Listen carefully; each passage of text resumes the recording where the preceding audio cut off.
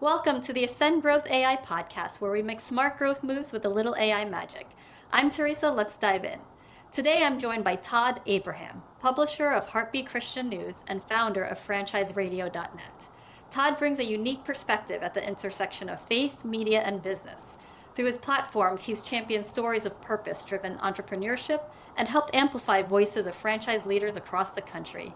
So Todd, welcome. Thank you so much for being here. Well, thank you for having me, Teresa. So can you start by sharing a little bit about your background and how Heartbeat Christian News and franchiseradio.net came to life? Heartbeat Christian News, the Lord's blessed us. We're celebrating our 13-year anniversary this month. We started back in Tennessee in the summer of 2012.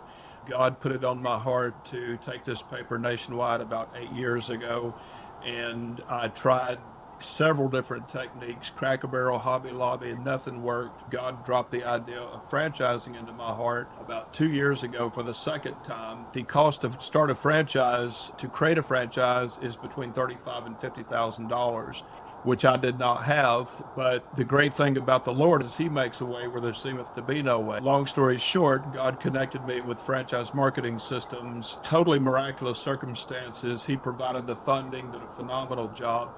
Shortly after that process started back in May of last year, April, is when the Lord gave me the idea for starting franchiseradio.net.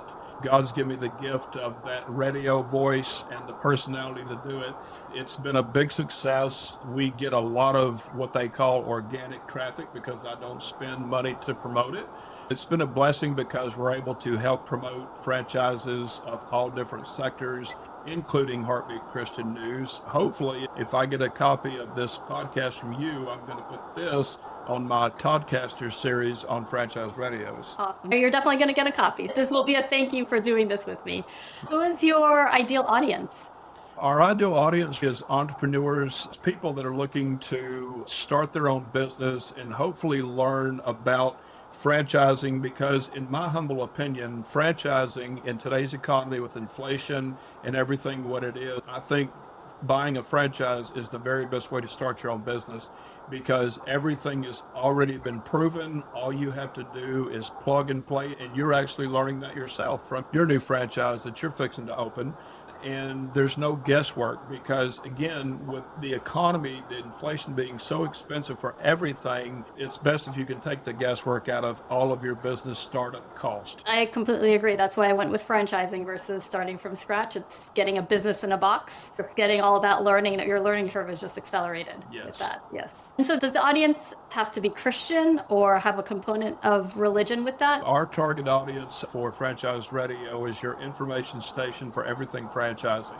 It's really geared on educating people on all facets of franchising. One of my sponsors and very good friends is Greg Moore, the franchise maven. He is a master franchise consultant and wrote a book called Real Freedom, which is about achieving your dreams through franchising. His book made the bestsellers list on the Wall Street Journal. We have a series on franchiseradio.net about the chapters of his book and how it can, benefit somebody that's looking to get into the franchising world. It's a recommended read for sure. Okay. I'm going to take that recommendation and read it myself. What geographic areas or industries are you most focused on serving? Honestly, that's, I guess, where the faith comes in to a certain degree, because we don't promote franchises who do with alcohol, tobacco, or lottery, just the basic common sense stuff. But the audience is anybody nationwide, but it even could be folks who are out of country but are looking to buy a franchise in the U.S., because that's one thing that Greg has a specialty knowledge of, and he can help and has helped franchisors from out of country to start a franchise inside the United States. And so would you consider your business then more like a franchise consulting business? I am a franchise consultant, and I have helped people in that regards. My real passion, though, is promoting the franchise opportunity for Heartbeat Christian News. A person does not have to be a Christian to own a Heartbeat Christian News franchise, but it's obviously helpful if they are. The great thing about the Heartbeat Christian News franchise opportunity is that we are one of the lowest cost franchises in the country. The all-in startup cost is under $40,000. The person does not have to have experience. They can work from home.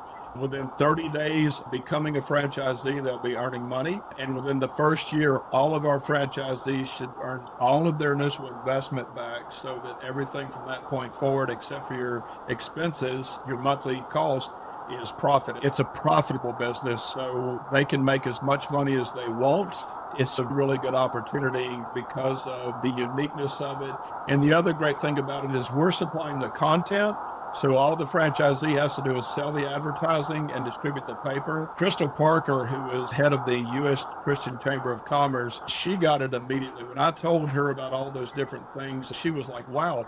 She said, you've taken the burden of the content creation away from your franchisees and really simplified it for them. It's pretty exciting. That is pretty exciting. And how do the franchisees, where does the revenue come from? So the ad sales, so the 16-page issue of Heartbeat Christian News, and we are monthly in publication. If they sell all 16 of those ad spaces, they're going to gross a minimum of about $5,000 a month. If they choose to print more copies than we recommend, say 10,000 a month, obviously you raise your ad prices based on that. That's why I'm saying their income potential is unlimited. Even on the 16 page, if they decide to do as many as 24 pages and make those extra 8 pages just advertising, they can increase their revenue that way. All of our franchisees get their own copy of the website, so they've got potential ad revenue from that. Once they begin to place their stands, they've also got potential ad revenue from that because they can sell advertising space on the stands. So they have their own newspapers, the websites. They don't have to worry about subscriptions from readers. It's really about the advertising. Well, yeah, they can have monthly subscribers. They can make a profit on that if they choose to, because it is a free newspaper. So, and they also can own more than one unit. So let's say it's somebody that's strategically located between two larger cities. And I'm not talking about ginormous cities like New York or Los Angeles. I'm talking about cities with a population of 100,000 or more. Maybe it's a family with grown children. And they say, we'd like to take San Antonio and Houston, I will allow that. I'll even give a discount on the purchase of the second franchise. What's awesome about it is because they can work from home, it is low cost, and the simplicity of it. A Christian real estate agent is a perfect fit for us because they can do both simultaneously, and this way they basically bought their own advertising business in a box that will also generate a great revenue for them while they're out promoting their real estate business. And what is the content that you publish? It's preaching and teaching from the Word of God. Unlike other Christian newspapers that print current events and how they relate to the Bible, all of our content is strictly focused on preaching and teaching from the Word of God. Our mission statement is to get the gospel into the highways and the byways. We have enough buildings called churches. We need to get the gospel to the people that don't go to church for all sorts of reasons, and hopefully win some souls through it as well. How many franchisees do you currently have? We just became a franchise as of May 24th of last year. I do have one scheduled to come on board at the end of the month, and another one I'm working with who I believe will be on board with us hopefully by next week. Once we get that first one, the momentum's going to be crazy. Every indication the Lord's given me, once we get that first one going, I probably hope I can clone myself. Yeah. No, that's good. And then I guess what are your rules going to be on the territories? Like how far apart do they need to be from each other? To be honest, the population area that we serve is 5 counties. The cities, the population of those counties combined is about 250,000. The combined population of the cities, the main cities of those counties, is about 90,000. So I'm going to be very lenient to start with. So let's say somebody took like a major city in Massachusetts and they decided, hey, I want to sell ads 100 miles out. That's their prerogative until somebody else comes in and buys the adjacent territory to them, and then we can define it. I want our franchisees to make as much money as they can and be as successful as they can because stories sell. That's why I cannot wait to get my first Christian realtor who dives into this and does really good, because then other realtors will say, oh, wow, that's what I want to do. One of the biggest challenges for any realtor, especially in today's economy when the interest rate will not go down and housing sales have slowed way down, is not only generating new clients, but how am I going to survive? Last year, only 29% of realtors across the nation sold one or more properties. Only 29%. So, and we can hope and pray that the interest rate comes down, but if it don't, we've got a really good solution for our realtors. And plus, the reason it's so good for a realtor is because we are giving them an excuse to talk to nearly every business owner in their city about buying an ad in Heartbeat Christian News. And at the end of that conversation, putting their business card in there and say, oh, by the way, I'm also a realtor. I believe that's going to make the real estate business go through the ceiling. How is AI impacting your business? I love AI in so many ways. One reason I love it is because of when we do Zoom meetings, you get that AI summary that comes almost immediately. Fantastic. It's amazing how good that is. Another way that I've used AI is for some graphic design for ads that I work on for the different things that I do. And it's not perfect, but it's really good. It's like, I couldn't believe it was that good based on just a text description. That's amazing. It is. Are there areas of your business where you wish you were using AI more? Maybe on the marketing side of things. One of the things I've never had the luxury to have is a robust marketing budget. But when we do, I would love to use AI to help generate good textual ads. The graphic design, I still think AI has a good bit of advancing to go in order to replace individuals. And I don't want to replace individuals, obviously. But as far as the verbal ad text, like, it's really good on that. I've got a friend of mine that uses that for her furniture business, and it's pretty cool. I think there's a lot of opportunities to use AI in that respect, like you said. People that are needing a website, like small business owners, I did some experimenting with the AI website builder, and it was quite impressive, a lot better than your average Wix site. I know that because I have a web design company and a really good web designer, so I know how to compare it and see how it is, but it was pretty good. Is there one that you recommend?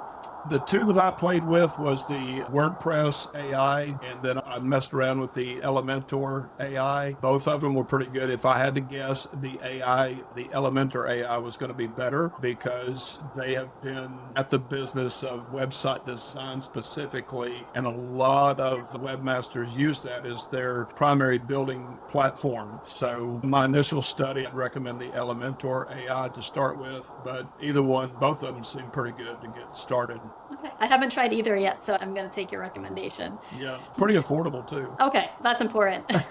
That's somebody that's starting two businesses at the same time. Exactly. I'm watching every single cost right now. So with so many franchise opportunities and media outlets today, how are you helping franchises differentiate themselves in a meaningful way? To be honest with you, I don't know if this is a direct answer to your question, but what I can say is this. Technology is great. It's a wonderful thing in a lot of ways. In a lot of ways, it's not, because it gets people's mindset, business owners especially, too focused. They lose focus of the human element. So I still believe that you need a good balance between digital marketing and person-to-person marketing. You should never give up on doing both. You probably get a zillion spam emails. I know I do. And I'm just thinking, if those people would just do a little bit of research on me and find out that I've already got a business that does what they're wanting me to pay them for, or B, pick up the phone and call me as opposed to spamming my email inbox, their chances of success are a lot better. So as far as differentiating, I still think that person-to-person marketing and customer service is absolutely critical. I mean, I think that is one of the things that makes Chick-fil-A such a phenomenal company is they have a wholesome environment and their customer service, and I've been going there for years, and this applies to all the Chick-fil-A's I've been to, is always spot on. They're friendly, they're genuine, it's a wholesome environment. You don't have to worry about hearing cussing and stupid stuff going on. And I still think that's priceless in today's world. In your experience, what are the most effective market positioning strategies for a new or a growing franchise? First of all, I think they need a dedicated marketing budget, regardless of how big that budget is. And they definitely need to seek wise counsel. In my experience, a lot of small business owners get hooked into these smooth salesmen, these billboard salesmen, and these companies that want to charge them like $700 or $800 a month for a marketing package. Nothing wrong with that unless you're new and just getting off the ground. Billboards are expensive, and a lot of these marketing companies will promise you the moon. By the time you realize they're not delivering what they promised, it's too late. They've already got your money. I could give to any small business owner and a starting franchisee, seek wise counsel, set your budget, and if it sounds too good to be true, it is typically too good to be true, or it's too big for their budget as a startup company. Where would someone find wise counsel? How would someone get? I'm available. If anybody ever wants to talk to me personally, I'm an open book, and I'm more than willing to counsel any new business owner, give them an hour or two free, just because I want them to succeed and get a head start. Talk to different marketing companies and pit them against each other in a good way. You could say, well, marketing company ABC said they could do this, this, and this for this much money. And then when you talk to marketing company XYZ, you just tell them they said they could do this. And a lot of times you can glean some really good information from that because it clears the smoke screen. Seeking out a marketing company and asking for a free consultation. Look, I need some help. I'm getting started. And, if you give me some good advice, there's a chance that when we grow, I'll come back to you and, use you for my marketing. And there's a lot of guerrilla marketing techniques that you can use. And that's something else that I am very familiar with that are low cost and easy to do. One of the biggest pieces of advice I can give is don't try to grow too quick. It's not like the movie Field of Dreams where if you build it, they will come. It takes time. You also have to factor in that when you're a new business, Americans are hooked on new things. That newness and volume of traffic can be inebriating from a mental standpoint. It's like, this is awesome, but you have to remember when that newness wears off, it goes back to normal. So let that influx of initial money, try to budget that the best you can so that when things steady out, you've got a good cushion to keep that steady growth going. What is working really well in your business right now? What are you very proud of? Well, to be honest with you, I have to give God the glory. Because yes, I have a lot of business experience and I own several successful businesses now. So to Him, first and foremost, be the glory. It's treating people right. My motto, something I pray every day, is God bless me to help somebody for your glory as a vessel of honor today. And to try to, honesty is never can be shortcutted. And treating people right and trying to help others, that's what really is a blessing to me because we reap what we sow. Another thing I could offer as advice, I know we live in a world of marketing and salespeople, but especially for new business owners, they're going to get inundated with it. But always try to be nice as much as you can because you never know when that person you did not buy from, but you were kind to, will come back and be a customer or refer you because you were kind to them. They're going to get treated rudely by a lot of other business owners out there. So that's one of my best recommendations. Try your best to be kind until you can't. And even when you can't, try to gauge your rudeness because you never know when that person you were kind to and they were expecting you to be mean and somebody will ask them, hey, do you know about well, no, I don't, but I'd recommend this company. Yeah, no, that's great life advice in general. Yeah, but especially for business owners. Yeah. On the flip side, what's been challenging or frustrating lately? Wow. It's hard to say. One of the things in the publishing business that's challenging for me still is when you get advertised and say, I'm with you for the long haul. And then 3 months down the road, you work your butt off to recommend them and to help them get business. And then they just fizzle out on you for no reason.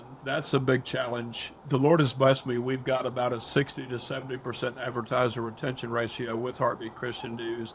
But still, losing some you felt were going to be with you for the long haul, that's difficult. But other than that, we still live in the most blessed country in the world to inject momentum into the economy. So I would say right now, my recommendation would be to any new business owner, go as fast as you try to use wisdom, but keep that momentum going. Here's a piece of advice for business owners. Try to price your product in a way that will benefit you long term. Don't try to get as much money as you can out of your customers or your clients, but try to get a fair amount of money and keep them referring you and keep them coming back as opposed to just that one-time hit and then what are you going to do, I can see that being challenging, though, when you're in the beginning and all the margins are tight, trying to get any profit. And here's another recommendation. Don't be afraid to work a part-time job. Let's say you bought this franchise and had the money to get it started. The bulk of the business is done during normal business hours and you don't have other commitments like family. Don't be afraid to work a part-time job for a couple of months or a year until your thing really gets taken off because this since you have several businesses, the least amount of money you can take out of your business is only going to help you to get established and to grow. What metrics or KPIs do you personally track on a monthly or a weekly basis? Honestly, I don't have time.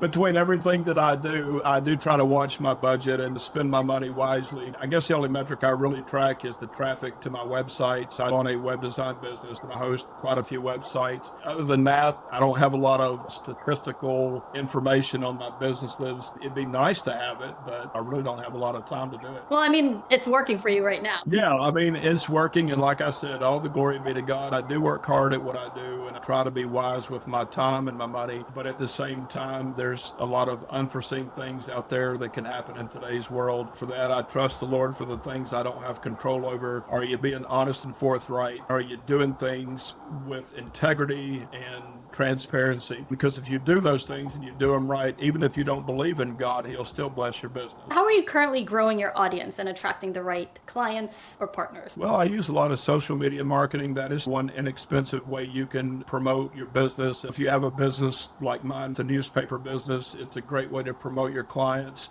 In Facebook, ad boosts are still one of the most effective, inexpensive ways to advertise because you can pick your budget, target your audience as far as zip codes, even the demographics like the age range and what interests they might have. All the other social media platforms are really so expensive. The other thing I recommend is that if you have a website to promote your business, make sure you're doing all you can on the SEO side of things. For example, I use a plugin called Yoast, and in that plugin, when you do like a new post in your blog, there's a section where you put in the meta description. That's important to help people find your business. Specials are really a good thing. The goal is to keep a buzz about your business, like for your new tea shop. What is the name of that again? Oh, Pure Green. Pure Green. Anything you can do to keep a buzz and keep people talking about it, that's only going to help you. Women talk more than men about stuff like that. The more you can keep women talking about your business and doing little things to keep them coming back in, that's only going to help. I mean, I know you're going to have,